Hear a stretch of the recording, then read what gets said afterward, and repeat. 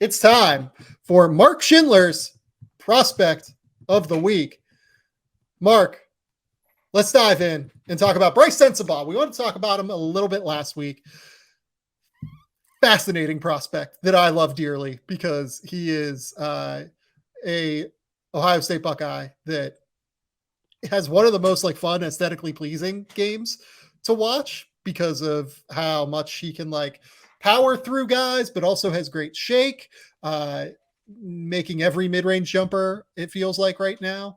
A fascinating prospect that I think more than anything is going to be a real discussion point and like a lightning rod this year for the process versus results discussion and the analytics versus scouting discussion. He is absolutely beloved by analytics models. The super high 2-point shooting, the fact that he knocks down threes, the high volume shot creation mixed with efficiency, all of that is like off the charts for Sensabaugh. The process by which he gets there leaves some aspects that are a bit concerning, I think. And Mark, let's kind of dive in from there because it's a really interesting discussion. Well, I think what's so fascinating about Brice is like, and I thought about this when I watched him in AAU this past year. I just like don't really have somebody who he compares to when you think about frame and how he plays. Like there just aren't a lot of guys who are 6'6", 250 built like a defensive end that are playing like this. And what's so fascinating, like when I was trying to like pick things apart and having watched them play throughout the season so far, there has been no dip whatsoever. Like he has been rock steady in terms of what he's doing consistency wise. Which is what makes it so fascinating because like there isn't some outlier game where it's like, oh well, he played really bad here. Like no, the shots have fallen every single game. And what you're talking about with the process is what's difficult because he is like he's shooting just about 50% on pull-up twos right now per Instat Scouting, while taking a lot per game. Like that, a lot of his shot diet is pull-up twos. He's shooting just about 40% from on pull-up threes. That's only about one per game. He doesn't take tons of them. But point being, like with what his efficiency is right now, and this is less saying I think that they're going to stop falling, more what does it look like if they stop falling? Because I think that's what I've been coming back to ask myself. Like this stuff has been awesome. Like watching the Purdue game last night, there's a play where Mason Gillis is just like absolutely draped over him defensively after he snakes a pick and roll, hits a turnaround fadeaway, and that's with like two hands right in his face, like right over top. I just want to point out too, like his footwork is so good off drives. Yes. His footwork's really damn good in the lane. He knows how to use his strength and bump people off. Everything is very good with that in terms of creating space, going backwards, east-west. The issue is just, okay, very few of his shots are self-created at the rim. And I think that's less about like saying that he's a bad prospect, more about when you're talking about what he can become and what the higher ceilings are. And I think some of what I've seen thrown around, I just have more questions about that. Like he doesn't have a great first step, in my opinion. He has some shake and handle, but I don't think it's to a level where he can really just displace guys with that. So then when you're talking about, okay, well, if he's shooting 41 or 42% on pull-up twos, what does that mean for his overall shot diet and consistency? What kind of offense are you living off of at that point? Is that saying good enough is wrong because it's still like a good offensive archetype, but like there's a lot less inherent value when you're not shooting to that level. Well, it's like what happens when Harrison Barnes is guarding you versus Mason Gillis is guarding you, let alone like Paul George or someone else that's like a genuinely great defender. But like Harrison Barnes is 6'8" with a 7-foot wingspan and is just as strong as Brice Sensabaugh. So what happens then is kind of the question here. Yeah, no, exactly. Because like, I think that, but also, okay, what about the passing too? Because I think, I don't think that the passing is like bad per se. I think part of it has been role. Like his role is very much like come off screens, attack second side. He's not exactly somebody who I would call a willing passer right now. Like his first read is shot, his second read is shot, his third read is shot. That's part of he's been that good. But I don't think it's that bad, but I know yeah, what you're I don't saying. no, I don't, and again, I don't mean it I didn't mean that to sound like as a derogatory about how he passes, but like I think it's more he's been such a good shooter right now. Like I meant to couch this as like I'm not super worried about his passing. Like I think he can make good reads. I think he has good ball placement. It's more so I think just he like can throw live dribble like one-handed passes to keep the offense yeah, in flow as well. A lot yeah, of his passes don't necessarily go for assists, but I do think that like if he sees that he's cut off, he's pretty good at moving it quickly. yeah. I think in terms of like again, like this is more like when we're talking about the highest levels. I do have a lot more questions about what some of the on-ball playmaking looks like, but I also Yeah. think in a different role in the pros, like we're going to see more reps. That could be good, that could be bad. But I like again, I think I lie mostly neutral on his playmaking, and it's better than it probably gets a rap for just looking at the box scores.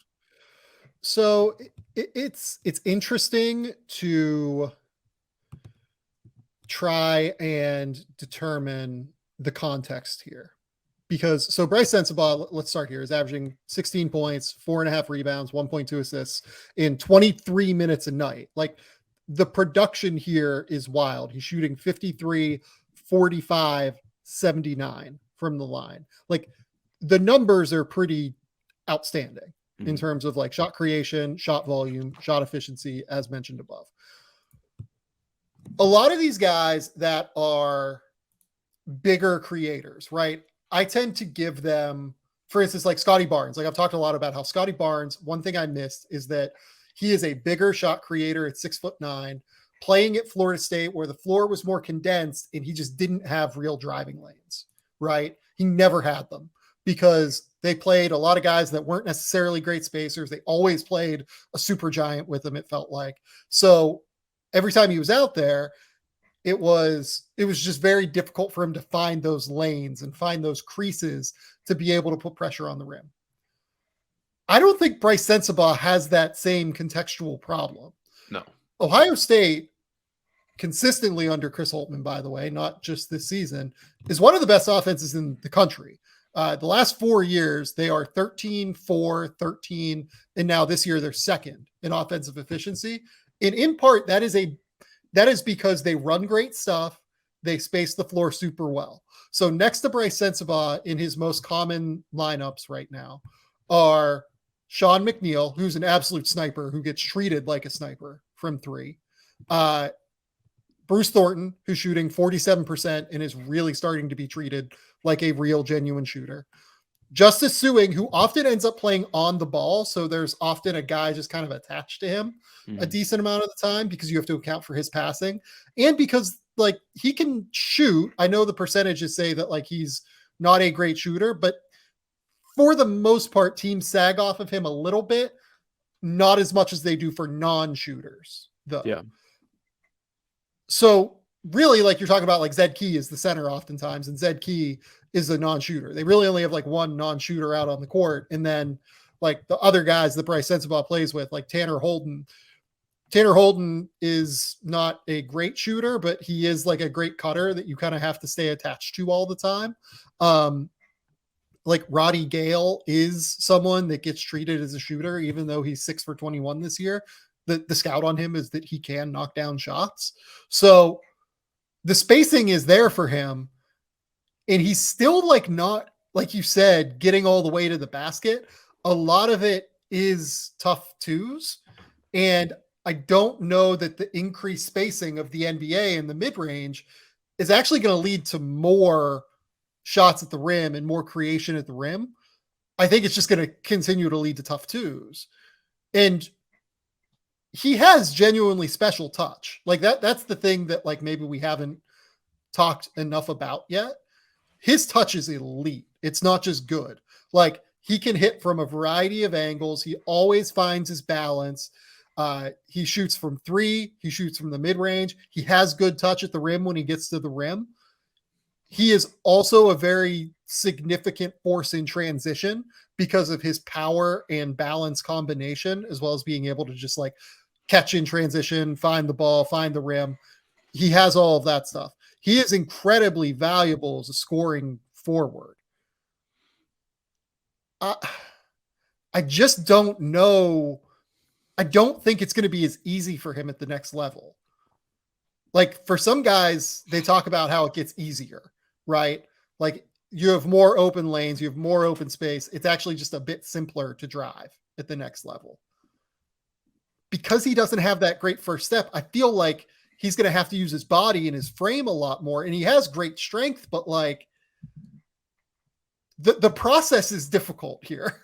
Like that's the point. Like the process of him getting these shots is not the easiest thing in the world. Yeah, no, I agree with that, and I'd want to ask you too. How do you feel about him as an off-ball player? Because I don't. Yeah. I think what's difficult is like his usage has obviously gone down from. I mean, over the first 5 games, I think he had a 38% usage rate, which was like hilarious. But I think he's like right around 30% usage this year, if I remember correctly now. And part of what's hard is that a lot of it is coming from him like getting the ball. It's like, but part of it being a set. Like it's like he has some good cuts in his bag. Like he's been active in cutting to the rim, but I don't think that he's great moving without the ball. And that like not that his sense of spacing is bad, but again, for when you're talking about a really high level off ball player, I'm not quite there with him yet. And I think like adding that extra versatility to his shot, like that's stuff you want to see during his rookie scale, like how that improves. But I think like just pointing out, like that's not where he's at yet, at least in my opinion. So it's just like, I don't know. It definitely adds other layers to it too. I've seen some really high level moments with him. Like he had an awesome 45 cut last night against Purdue that was like absolutely fantastic. And he just face cut his man, got the catch, and just like immediately went up for a shot. Like it was super impressive. The timing was great.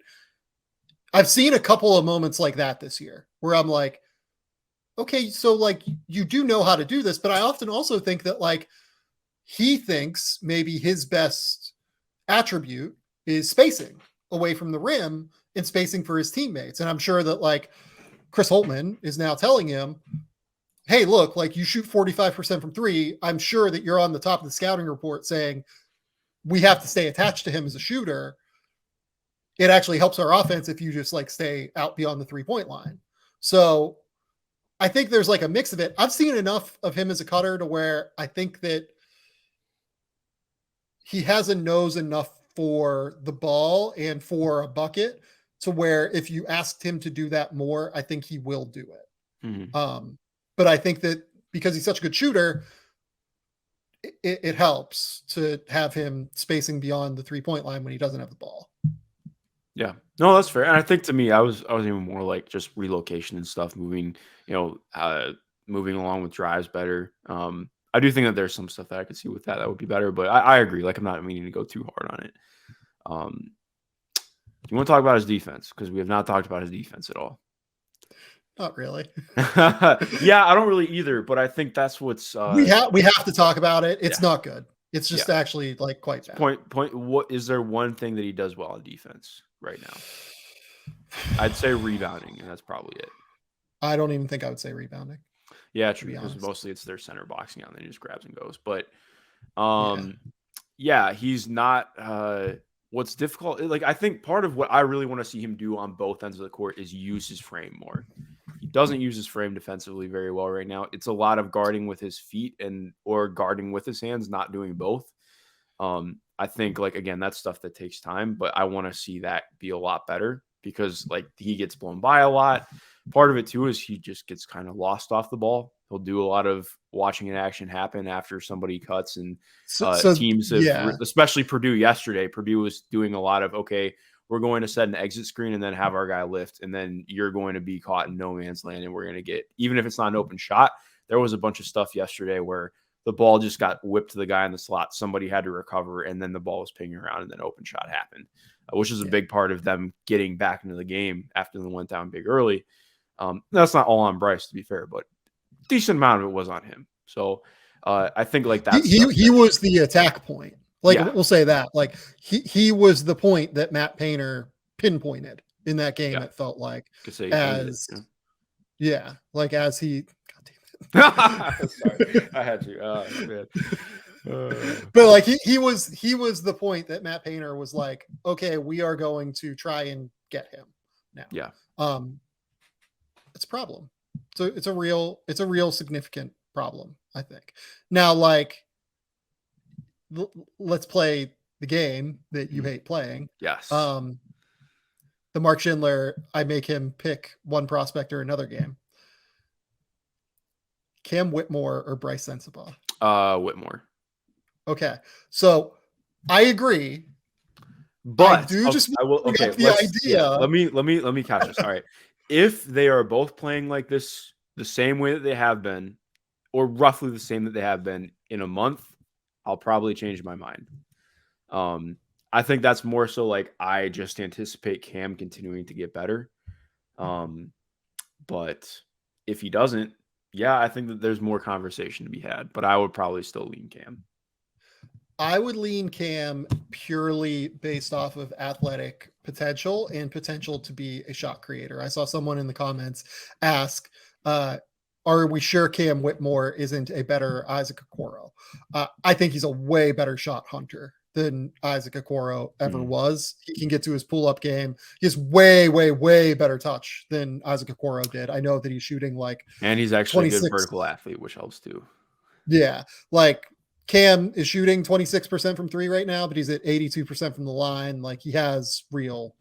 There are mechanical things that we'll talk about at some point this year, but like he has real touch, I think, at the very least. And defensively, look, Cam is not like some incredible defender yet in terms of his awareness. He's so much better than Brice defensively right now. He's a lot better. He's a lot better. Yeah. But I will just note, they're both playing about 23 minutes a night. Cam Whitmore's averaging 11.6 rebounds, 0.6 assists while shooting 45% from the field. Brice Sensabaugh is averaging 16, 4.5, and 1.2 while shooting 53% from the field and 45% from three. The performances this year, Brice Sensabaugh has been better. I do think I would take the bet on Whitmore still over Sensabaugh. Yeah, I would agree. Okay. Brice Sensabaugh or Grady Dick? Ooh, that's a good one. That one's tough. I think this is one of the toughest ones we've done. I think I would probably lean Grady just because I value him so much as an off-ball player and what he's going to do sliding into an offense without needing a ton of usage and also being a really good connector and ball mover. But if you're a team that is looking for secondary shot creation, I think Brice makes a lot more sense. Yeah. So I think it would depend. I think I ultimately would go Brice here. So you flipped. You started by saying crazy. I started thinking about it. I was like, okay, well, Brice is all like, I think I can go in as far as saying Brice is as good of a shooter as Grady. Well, wanting to see more still versatility wise, but I think I would go just because the potential that I think Brice has to be even more so as a shot creator. I think that I would probably lean Brice, but again, it depends on the team. I think I'd go Brice. I have them literally right next to each other on my board. Yeah, this was torture. Thanks. Yeah. Right now, and this is absolutely subject to change, I think I would lean Grady Dick because I think that the shooting is better. I think that his off-ball cutting and playmaking and passing is better. I think that he fits a little bit better as a secondary offensive piece that can be a genuine weapon. I also think he's been better defensively than Sensabaugh has been this year. Yeah, that's what makes it tough. So, great. Here's the thing: like Grady is big. Grady is like 6'7", 6'8". Like he's listed at 6'8". I'll be interested to see what he comes in at. He is bigger than Sensabaugh. I don't think he plays bigger, but like from a height perspective, and probably from I don't know. How long do you think Sensabaugh is? That's one that I can't really wrap my head around yet. See, what's tough I don't think that he is a big wingspan. I think he's maybe like a +2 guy. Like I don't think he's got a lot of wingspan. Yeah, I'm trying to find it, but I'm not totally sure that I've got one here. Um, so yeah, it's pretty tricky. Okay, Jarris Walker or Brice Sensabaugh? Harris. I agree purely based off of the defense, and Jarris is coming on. Like, and Jarris just had a. I have to watch it still, but back. he just had a really nice game yesterday. Yeah. Okay. Brice Sensabaugh or Jet Howard? Oh, Jet easily for me. Like, Oh, wow. Okay. I don't have to So think twice about it. okay, so I do think this is one I disagree with, and I'm, Okay. probably somewhat biased. But like, as much as we talk about Jet and his, lack of first step, I think it's actually a bit worse than Bryce's. His Mhm. first step. I think that he has a bit more shake and like can operate a bit more as like a secondary ball handler that can pass and make plays. I don't think that like he has as much shake as a scorer as Brice does. I think that Bryce's touch is better. I don't think either of them are very good defensively.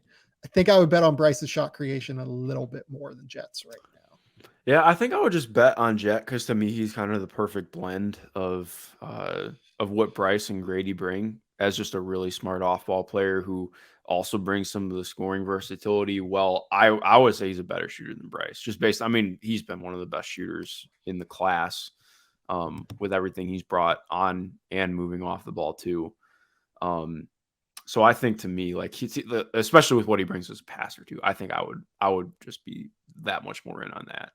Movement shooting is an interesting aspect of Jet Howard in comparison to Brice Sensabaugh. Yeah. Like, the numbers are worse for Jet, but Jet takes substantially harder shots from Yeah. behind the 3-point line at the very least, I think. Mhm. I mean, like, where do you have? Let's just go with this. Where do you have Brice Sensabaugh right now? He's like 14 to 18 range for me right now. Yeah, So that's why it's I the have same him. with Grady. Yeah, like 12 to 17. So I'm Mhm. even like a little bit higher, but yeah, I have him in that in that middle. Like, I can't get him ahead of, for instance, like Kaysen Wallace, because Yeah. I think Kaysen is just such a stud defensively and can shoot and makes plays with the ball, and like, I just kind of buy him as like a super winning player at the end of Mhm. the day. Yeah. No, I couldn't. Even There's no way. Kaysen outside the lottery would just be like that can't happen. I can't get there. You no. can't when you have a player that good defensively who can shoot. Like, nope, not gonna happen. Well, and I'll say this too. So, like, since we have had our conversation about Keontae George, uh, Keontae has been great, Mhm. and I think is really, really starting to get comfortable over the course of his last 3 games. Keontae is averaging 21.3 points, 5 rebounds, 2.3 assists, only shooting 36% from the field. But like, that's really because of like the one Iowa State game where it was a bit tough. Like, the TCU game, he was a monster. He had 27 points. He lived at the foul line. Um, was really, really effective running the offense, I thought. Can I give you a random take from that game? Yeah.